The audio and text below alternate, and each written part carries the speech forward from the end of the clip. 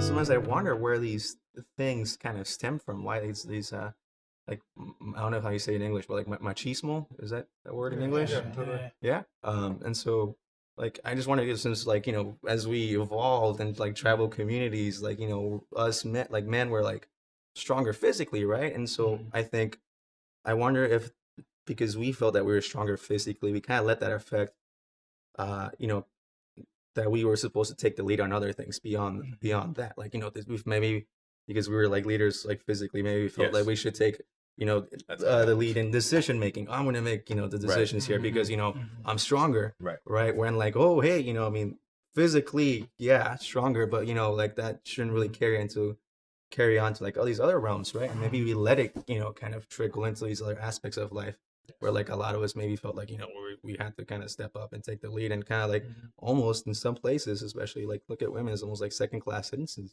And like that's kind of heartbreaking. I hope we hit equal grounds worldwide soon. I always wondered why it was like that. Like I still don't know. I mean, what do you guys think? I really don't know why it's like that. It sucks because you can physically see it. Like you can physically see like the difference, but it's just like I don't want to say it's media because I think it's been going on before that, before television. Yeah. It's been going on before that, so it's like, and then even as a male growing up, they kind of embed into you to not show emotion or affection. So I think that you internalize that. And when you are hurting as a male, it's hard to show that because you then think I'm being a female or I'm acting like a female. So that's supposed to be like weak or something. That's the gray area. I don't understand. If I show emotion, you're comparing me to a female, but if that's what we're all supposed to do, we all have emotion. Right. I don't know. It's very confusing. No, but that's true. How do you guys deal with finances in your relationships? Because this is one thing that's been really interesting for me.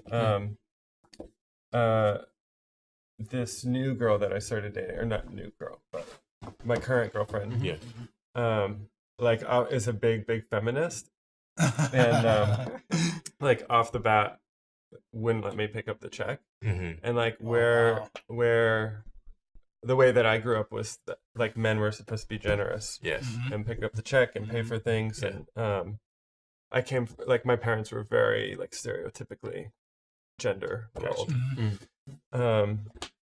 And so I saw it as a good thing, but she didn't like the like power dynamic that it introduces into the relationship, and it was like hard for me to get at first, but now like eliminating that power discrepancy based on money and like doing things because you both want to do them, not because someone's paying for you, like has been amazing. Isn't it more freeing? Yeah. It's like mind-blowing that it took me this long to realize that. What's it like for you guys? That's always something I've thought about a lot because in this era, like most of my friends are feminists. They believe in women's rights and equality, and me too. Yet when I go on a first date or something, there's always that pressure, like, am I supposed to pick up the check? Do I need to pay for this? Right. And then like I'll see, even online, like on Facebook, like some girls will complain, like, "Oh, this guy didn't pay for me. What a loser." Yeah. And then in my head, I'm thinking, wait a minute, is that you want to be treated equal? Right. So it's this weird double standard, and there's different ways to argue it. It's but being a gentleman, it's chivalry. Chivalry's dead. What is chivalry? And like chivalry could be considered male oppression of females. So yeah, I mean, totally. Why do we open doors to people? Because we consider them too weak to open it themselves. Right. You could argue it that way too. It's I never thought about that. Wow. I mean, that's why these traditions. Absolutely. That's where these traditions stemmed from. Absolutely. Because males saw women as weak and they felt they needed to like take care of them. But now times are changing and women do deserve equal pay. Yes. Yet, if they do get equal pay, we're supposed to still pay for them on a date. It's right. Yeah. So 100%. like, it's a really difficult debate because But I think there's no right answer too. I mean, like the easy way out of all of this is to just ask, like, do you want to split? And I think it's funny to me that tradition seems so ingrained and taboo that asking feels out of the question. When in reality, like if you're getting a meal with anyone else, that's what you would do. Of like, all right, let's split the bill. Or like, what do y'all want to do? Like, can someone Venmo me? Can I use the card? Something like that. It's just like, why not just ask? And that's fine. I guess it's different when it's that first date. It's just like, always who's gonna do this? It's always got to be a conversation. I mean, even if someone feels very strongly that like you should pay for them, I think that's an interesting conversation to be had there. Of like, where's that coming from? Is it a familial thing? Is it like you've had a really rough day? You know, it could be any number of things, and I think there are very legitimate and even feminist reasons for wanting a man to pay for your drink or meal, and that it's not like easy to draw those clear lines of like splitting is the right way always. So there's no right answer. Totally. Yeah, but and the thing is. Conversation always is like the way to the right answer. Exactly. I mean, I think there's this whole mystique around so many aspects of dating that it's like, oh, we can't talk about that, and this is how it's supposed to be done. When in reality, like, I think that's why I was so uncomfortable with dating at first, because it felt like, oh, am I doing this wrong? And then when I became more comfortable being like, what do you want? How should we do this? Like, what do you want to do? Like, when it became a conversation, everything is so much easier. And like, that's what relating to people is. Can you define emotional labor? Yeah, I haven't heard that particular term before, but I'm probably familiar with it. What's it describe? Honestly, I just use context. Yeah, I think emotional labor, and I'm probably going to botch this, there's probably much better ones online, is like the work of drawing out and talking and processing emotions. So like if you've had a really rough day, like do you need someone to draw it out and help you talk about like why it made you feel that way? Or are you able to sort of self-analyze how that's going? Or if like there's drama or tension in the relationship, like, are you aware of it? Like, are you aware of how you're emotionally affecting other people? And how the demands you're making on someone else emotionally are in balance in relation to like how much you're providing to them emotionally.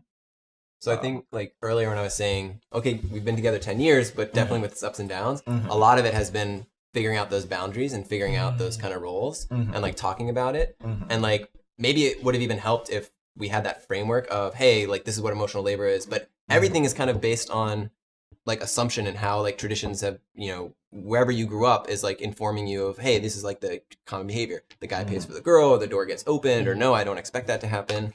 And so then there's no like common language to discuss these things until you run into them, and then you're trying to figure them out. And you're like, okay, I guess we should talk about it versus not talk about it, because that seems to be better. If, in my view, like you're moving forward with a healthy relationship is, we're going to get into it. We're going to talk about it. It's a good time to get into like masculine identity. For myself, like growing up, I always felt different. One, I'm Asian. I grew up in a mostly white neighborhood. But I think my personality was just not the atypical like alpha male.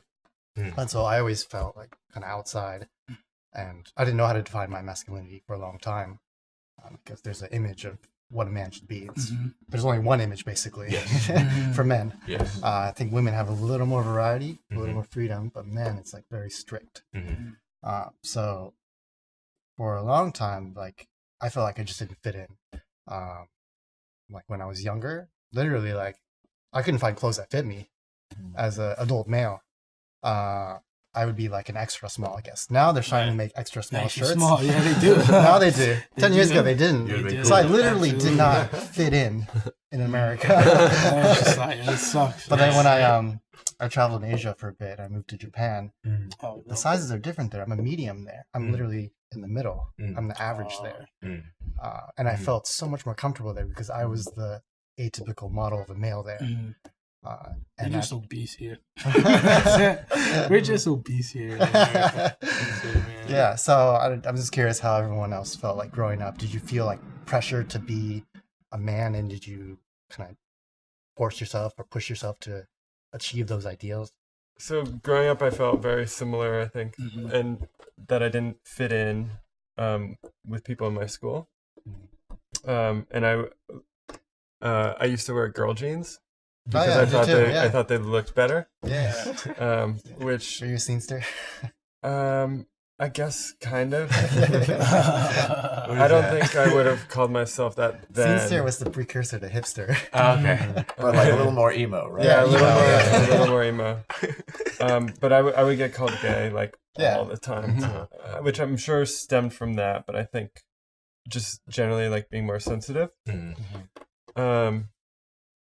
And then I grew up, and then I later became like really obsessed with the idea of being a man, and like got a motorcycle and like became a mechanic, and That's it.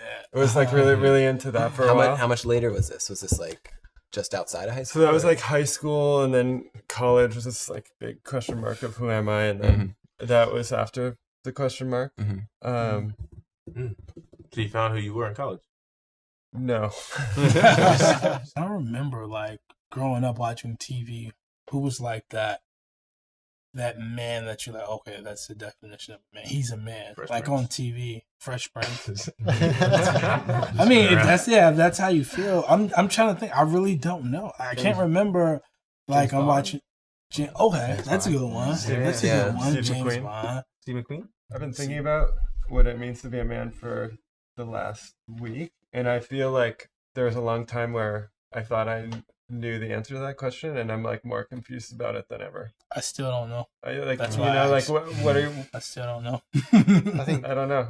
Maybe we're destructing the definition, and it shouldn't be a definition. Yeah. Maybe our generation, we're destructing. We're like, no, it's not supposed to be that. No, take that out too. Take that out. You know what? It's not supposed to be anything. Like Just in be the yourself. context of like if you hear a female say, "You're not being a man," so it's like okay, Or that's a male what make you say yes. that, or somebody What else. makes you, or even a male. What then you kind of say to yourself, okay, what am I not doing that's not considered a man? Right. You Right. know, if you're paying bills, Mhm. you're working, you're providing for yourself or whomever else you need to.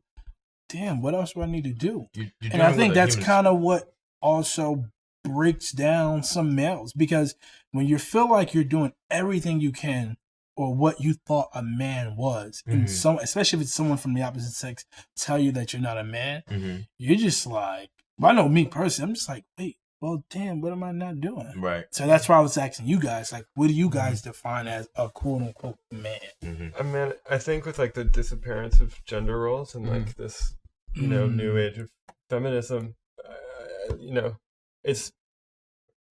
it's like hard not to think about Trump winning the presidency and like how he is like bringing women's rights back like decades. I'm glad and- you finished that sentence. Yeah, Right, I was like, right, just right. bring Yeah, that I knew you were back. going. Where? That's funny. Trump Tower? and like creating like society where like people understand where they fit in. Right. And yeah. I think for me, like the way our society is moving, the idea of what is a man, I think it's just what is a man, what is a woman. It's just about being a good person. Are you responsible? Do you stand up for others, or do you work hard? Things like that. That's kind of because we're breaking down gender roles, right? As our society moves on, it's becoming more and more the same. I don't think it'll be completely the same. We'll still have differences between men and women. It would be boring otherwise. But yeah, for me, I think just my goal is not to necessarily be a man; is just to be a good person. Yeah, totally. But I think in part of that, like for me, what always comes up is thinking about like, when am I being a man? And I'm saying that usually in the negative sense of like, when am I taking up too much space? When am I like talking over women? When am I mansplaining? Like that's often when I think about like what is masculinity, I'm like, are there redeeming characteristics to it, or is it just something to be aware of so I can check my own privilege? And it definitely seems more like that and less of like y'all are saying, it's all of the parts I think we like about it are just being a good person that don't have anything to do with gender at all. So yeah, it almost feels like more it's like a part of your past, or like a part of you, not your past. We're all constantly participating in it, but like that is there that like we should be aware of so that we can like control it and accommodate for it. Less so to like, if someone said like, oh, you need to be more of a man about this, I would be like, what does that mean? I wouldn't know where to begin of like, what do you want from me? I would have to be like, okay, so unpack what it is that you Mhm. want from me, Mhm. because like I don't know that I want to like be a Mhm. man Right. in the way that In most people certain would say that. situations, Yeah, yeah, And in yeah. most Yeah. situations, I Yeah. feel like it's Yeah. like kind of Yeah, associate totally. a lot of the things that we traditionally were I was kind of taught were like manly. I kind of associate them with kind of immediacy, taking charge in like a situation, kind of just they're all like immediate things, like when there is potential danger around or when you're in a hostile environment. A lot of those old like man things kind of come into my mind. So I think it's where you have to look at the environment that you are in. If you are in a hostile environment, then maybe and it doesn't necessarily need to be like a man thing, but just kind of taking charge in general. Were I to have like not were I to have still been in the world I was in before, where I was trying to be tough and all that, and when were I to be thrown into a hostile environment, I think I would fend pretty well because I'd be like I wouldn't like second question a lot of things. I was like I'm gonna take charge and I'm gonna like that's it. and I'm Figure it gonna out. boom boom boom boom boom. Mhm. Whereas now, since we're like in a kind of more safe environment, we can actually turn on those parts of our brains that let us kind of look and imagine and think and kind of farther into the future and plan that ahead and maybe not make so many rash decisions because we know we can kind of strategize around those some immediate things in order in exchange those like immediate wins and losses for like maybe some more like long-term gain, right? I don't know if that makes any sense. So I think it depends on the environment. Maybe a lot of those manly things would be more useful in a hostile environment or in a tougher environment or in an environment where like you have to deal with things on a day to day and things are tough, right? Mhm. but I Perhaps. don't know, like I feel like with any example we can come up with here, you can Also pull that apart from Yeah. being like it's not inherently masculine. Like I But think it's of not, the yeah. in Syria, there's all these anarcha-feminist collectives who are fighting ISIS, and it's like Yeah. all of these Yeah. women who are generals and like doing Mhm. what you're saying, like immediate reactions in a hostile environment. It's Yeah. like Or like my mom in Mexico, like she Right. was Right, like she was exactly. like she Yeah. was like laying it down, like but So, in my like, mind, is like it a that's what I was trained like a masculine man, did in my mind, traditionally, like or when I grew up in this like super macho environment. So I mean, that's what came to mind when you guys asked that question. But yeah. Would model it with like the spectrums, right? Like what is masculine versus what is feminine, and maybe you can find some of these traits that you would say, oh, that is like a more well, even saying more feminist or more masculine would like kind of show where that falls on the spectrum. But I think what happens is people then conflate that with, oh, then if you have most of these traits that are on the more masculine side, you should be also a male or also a man or also these things. And when it's not that, then people are like, whoa, this is weird because you seem to be expressing these traits. And now instead of saying that you're a leader, I'm going to say you're bossy, right? Because it's a woman who's taking charge and taking action. Right. And in a Or current you're male dominated bitch or workplace, they're like, what sassy. is this? Like, Yes. you can't do that. Yes, Um, 100%. 100%. So, like, I'd be interested in exploring more, like, what are differences, if any, if there is a spectrum at all between, like, what's more masculine or more feminine, Yes. where the overlaps are. But I think the other piece is, regardless of how kind of these different traits and behaviors land on the spectrum, like, I think what most people probably do, and I think what's kind of as a collective and as a society we're moving away from is this conflating that, oh, if you show these traits and they're more masculine, then they should be represented through a male body or a male persona or whatever that character takes form. Yes. But I think we're getting better at understanding, hey, being a leader or taking charge in a situation of immediacy, maybe that is a little bit on the masculine side, maybe it's a little bit on the feminine side, maybe it's all the way one or the other, but it shouldn't matter if that's just what you're expressing and what you're doing. Then regardless of what body you're in or what chromosomes you have or Yes. what you choose to wear, who you choose to love, like, If it's masculine, it shouldn't have to be specifically male, and if it's feminine, it shouldn't have to be specifically female. Right. It should just be traits that humans have. Perhaps it's like a language issue, a wording issue. Why must it be tied to the XX and the XY? Right, exactly. Why can't it just be maybe some like time-based or immediacy-based Right. thing spectrum where it doesn't have to be masculine or feminine? Yeah, or Yes. like, why do the chromosomes even matter? I mean, like nobody's. Are you I reading? feel like that doesn't Right. matter except for doctors. Right. Like Yeah. then, like people can have all sorts of genitalia, all sorts of Yeah, yeah. presentations, all sorts of Yeah. gender identities. I feel like even isolating it to like a chromosomal level is reducing, what is essentially a construct. I think we're getting more and more creative as we get older and as the world gets older, we're getting more and more creative. And with that creativity, creates so many different pockets and realms for people to fall into that you're just like you said, it's almost like I don't fall under this definition nor that one, but I'm this. So it's like, and I feel like to the masses, when you can't identify or you can't, not even identify, if you can't relate to what someone's saying, then you almost kind of like just shun them like, well, I don't know what you're talking about. 100%. You know? Yeah, It's like- you're definitely over there. It's like us, Yeah. other. And Another thing that comes to mind too is that I feel like there's a lot of ways, particularly when you're like first meeting other men, I find that like they try to bond over you through masculinity in a way that is oppressive, like through objectifying women or something like that, or through an anti-gay slur or something like that. Yeah, exactly. And I think like that's definitely a thing we can do too, is like when that happens, like don't let that be a point of bonding between y'all. Yeah. Like if like someone is like, oh, I wish women in our office dressed more like that all the time, be like, why are you saying that? Not like, oh, I'll agree with you just to get along. Like that's how it's a part of a way that these structures get replicated, and that like masculinity is oppressive. I want to make like one last point on this. Who knows if it's last, but like I just hope and I pray, or I really hope that we're all comfortable with all these ideas, and like you said, we brought together by Leandre, so we all are like-minded-ish about this. I just would hope that my conversation and our conversations would be the same, or at least whatever I spouted out of my mouth in this conversation, if the exact opposite person was talking to you, like the exact opposite, like just complete, like, no, you're wrong, and I would yell louder. I hope so. I hope I wouldn't conform to their ideology, their mindset, just because it suits mine, just because it suits me, you know, the male mindset, just because it suits me and heterosexual and male. I hope I would be, and I think I would be, and I think that you all would be too. Say no, that's wrong. You're wrong too, and not conform. Even though if it were just you and all of you were the opposite mindset, and I was by myself, I would be like, all of you need to think about it this way. I would hope that I would still have the same mindset that I do sitting at this table with all like-minded people.